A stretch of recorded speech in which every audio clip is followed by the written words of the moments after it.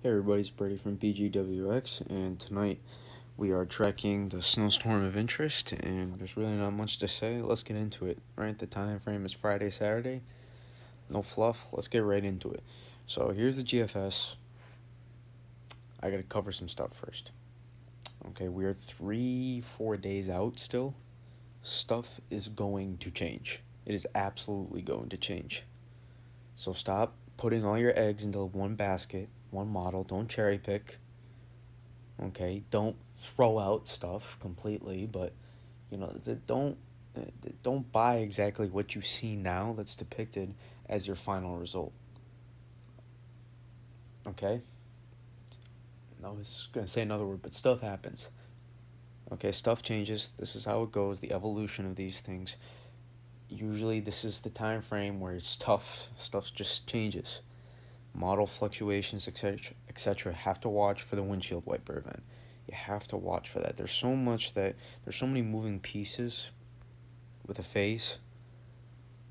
I mean, just look at this 500 millibar map. If you don't know jack about weather, you are dead confused right now. And cause there's a lot going on here, but I'm gonna go through it like I usually do and explain what's happening.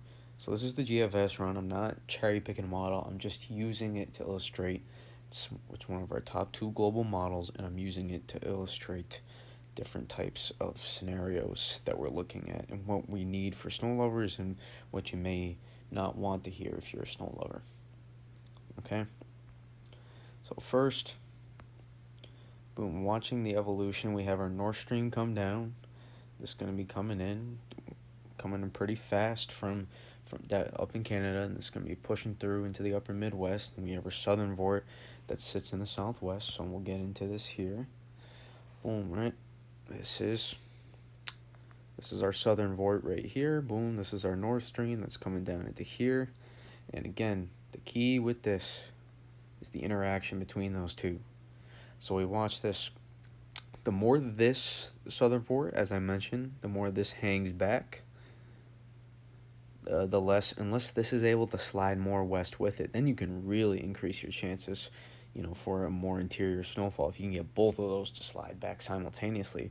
But that hasn't. It's been suggested that that's probably not too likely. You need a lot to happen. You would need a lot to happen for that to be the case. But if this slides back a little bit, and then this stays where it is, you're gonna decrease your chances for the stream interaction between these two pieces, and then eventually you're gonna delay your phase, the evolution of your phase, and from that point on, you are going to not get as west and expansive as a precip shield likely, and also not as much of your heavier snowfall totals pushing farther to the west, into New York City, New Jersey, Philadelphia, the Delmarva, etc.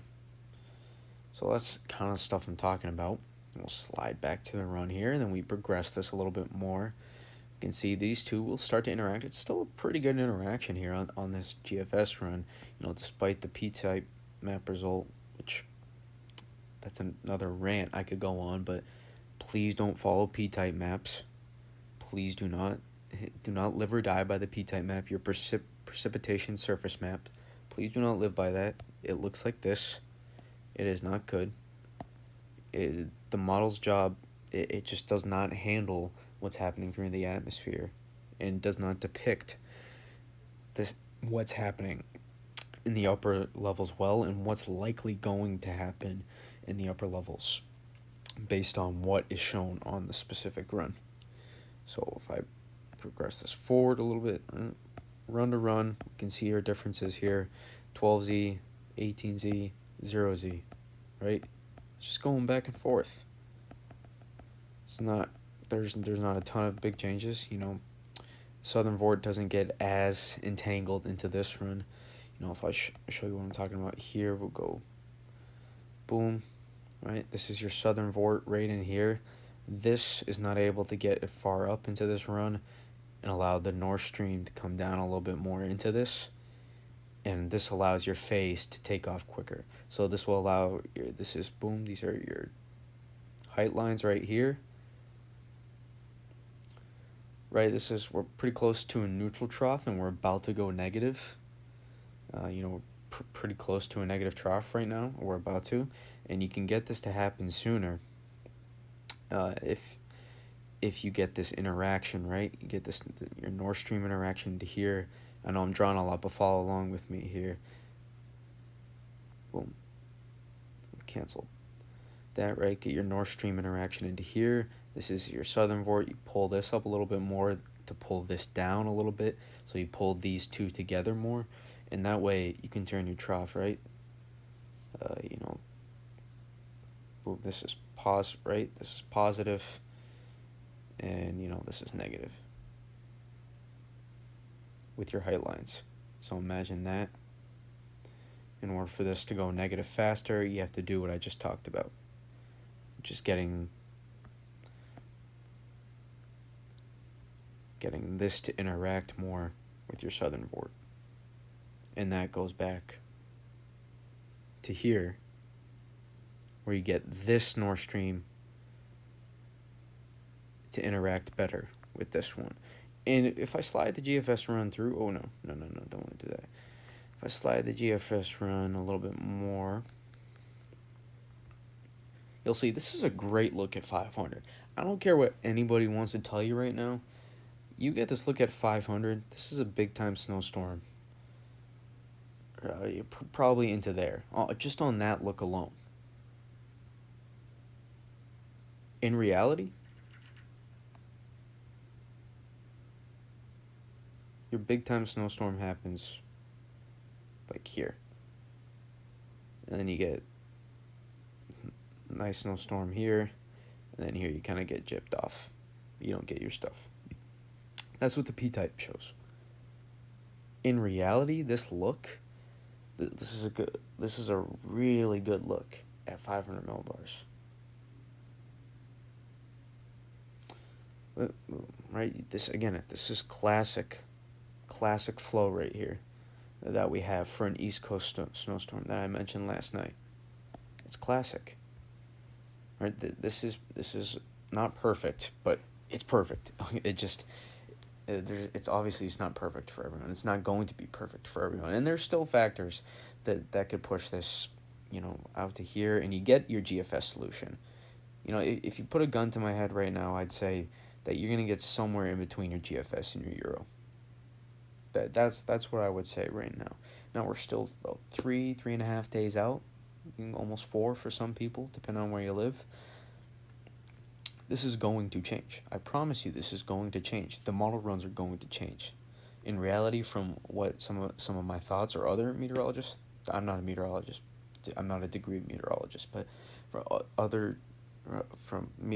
meteorologists' thoughts are, like guys like Bernie, from AccuWeather, their thoughts, they're very good, so they can kind of come up with a general idea days out in advance, and then be able to correlate that with what the models are showing, and it ends up being pretty close to what they can get. So, and those guys have also done it for 40 years. Those guys and women have been able to do it for 40 years, so they got some experience. Now, made that point, and that's models are going to continue to change. That's what happens. Where especially, talk about that 2 to 4 day period, this is where you start to see the shifts back and forth that mess up everybody's views of what's going to happen with this storm. So that's what we got right now. And, comparing it, this is the CMC. It's not substantially different. You look at this, it's not substantially different. This is fairly similar to the GFS. It's not all that different. Ultimately, you're pushing your height lines a little bit further down in this run, obviously, but boom, this is a good negatively tilted trough right here at this point. And it's got less convection pulled off to the east. It's not as quite sheared like the GFS shows here, and it's able to pull this convection into here like it should. This is actually one of the better phase depictions I've seen from the global models, I think from the CMC. Now it is a little bit quicker. It's a little bit quicker, so don't let this deceive you. I got a lot of people telling me this went west this run. Okay, sure. Your snowfall in your precipitation on your P-type maps went that way. But if I were to show you the CMC, if I were to show you this right here, compare this one run to the last, that's speeding up the progression of it. So typically that would lead me to think that, this isn't as great as potentially as what, what it could have been in terms of, or what it was, 12Z, sorry. Yeah, mumbling on my words a little bit. But initially with this, with this phase, it looks like the phase isn't going to happen as fast as evolution as I thought I would. Damn it, I'm messing up my words right now. The bottom line is, slide this back. Sorry for the confusion. But right here, you get your negative tilted trough, but the last run, and it's a little bit more to the east. It's a little bit faster, so it would lead me to believe it's a little bit slower with the evolution of the phase. But in this run, compared to last run, that's what it looked like more. So this was your last run, closer to neutral, and then you get it more negatively tilted. So this was able to get a little bit more negatively tilted, so it shot this up a little bit quicker, and that's why you probably saw some of your P-type snowfall jackpots a little bit more west in this run. So there's reasons to everything, and it's not just the snow total map went west. Okay, so I want to make that clear. It's less sheared off convection in here. It's more juice that should be going into here, allowing this to turn negatively tilted like it should be. CMC, it's not too ridiculous. It's a good in-between of the Euro in the GFS right now. But in terms of the trough, the GFS, the GFS and the CMC should be closer to each other in reality. In terms of just the general setup at 500, but it's not. And here's the Euro. Okay, so the Euro's, it's not on an island of its own, I would say, but it is, well, compared to the other global models, it kind of is, but in terms of possibility, I don't think it's ridiculous. So here, you can play the difference between the CMC, GFS, and Euro. Right here, I mean, we're digging this much more than our CMC. Where are we at? This is 84, and this is 84 hours from, so this is going to be a little bit slower. Not what I wanted. But regardless, we can see at this point, trough getting ready to go negative. Right here, we can see our height lines right here. Not quite as fast as in the CMC, but again, this is 6 hours behind, so it's not going to be the best run. But again, we still have a lot of sheared off convection here. This kind of run would make me to suggest, we're gonna tuck this low like into here, like that's the kind of run. The surface low is gonna run off here, and it's gonna tuck in this way. So again, the global model sometimes can struggle to depict what's actually going on in this kind of model, and I'll show you. I'll pull up this run right here. Let me get into it. There we go.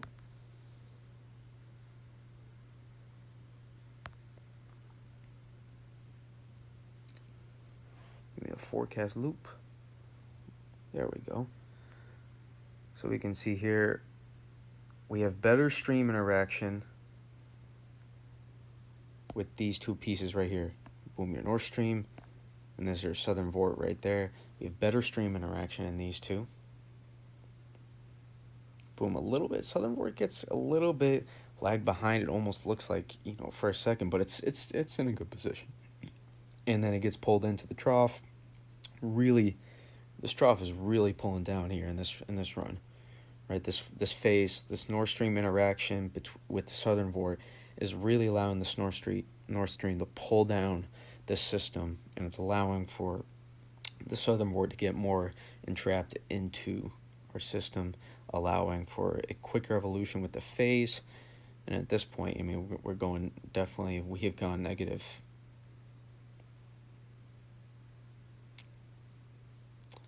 Boom, right here, you can see we've gone negative, and up from here, you'd expect a surface low to just right up the coast at this point and get in here, and then maybe do one of those retrogrades.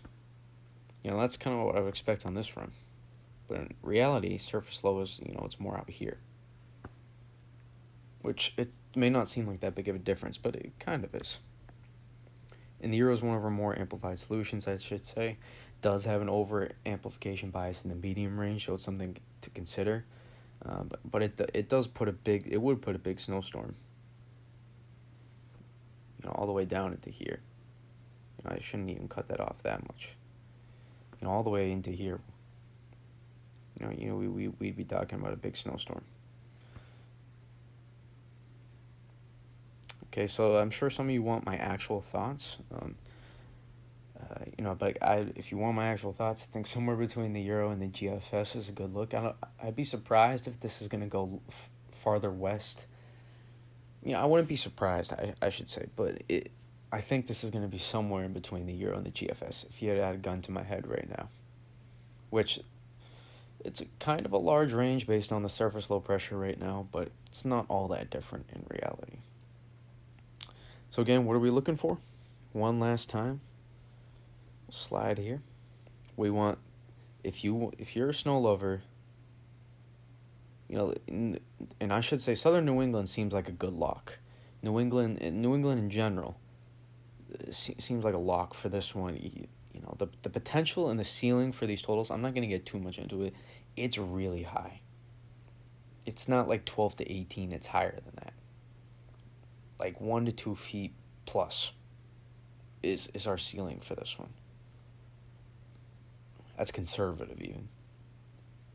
So just wrap your head around that for a second. The hype this storm is going to get if we see models continue to hold on to this over the next couple of days is going to be pretty ridiculous. Don't let the hype get to you. Don't let it get to you. Right? Find your weather sources. I'm going to do my best to try not to hype this up a lot, even though I'm going to be in it. So I'm going to do my best.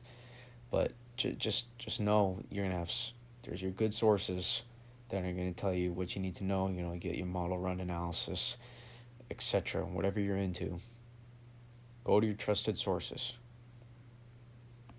Don't go to your weather weenies that want the snow and just show you 10-to-1 snowfall maps the whole time from model runs. That's not where you want to go. The ceiling is higher. So again, we want this North Stream interaction here. We want this southern vort to get sped up maybe just a little bit more so we can get a better interaction between these two. And eventually that will lead us to a little bit quicker evolution of our phase. And that allows, you know, places like New York City, Philly, I don't know, maybe just east of D.C., but Baltimore, you know, Eastern Virginia, Delmarva, Jersey. It allows places like these to get more into some of those bigger snowfall totals. So that's what you're looking at there. You don't need to do that too much based on the current look if you live in New England. But and that's why I'm saying New England, kind of a fail-safe mode. If this goes a little bit more this way with the low pressure, then you still get a big hit into here and up into Maine, obviously. And if it's more here, you know, then these places, you know, get hit pretty well, you know, and I'm just, it would go down a little bit more here, but I'm just trying to show the example. And then even if it comes all the way up into here,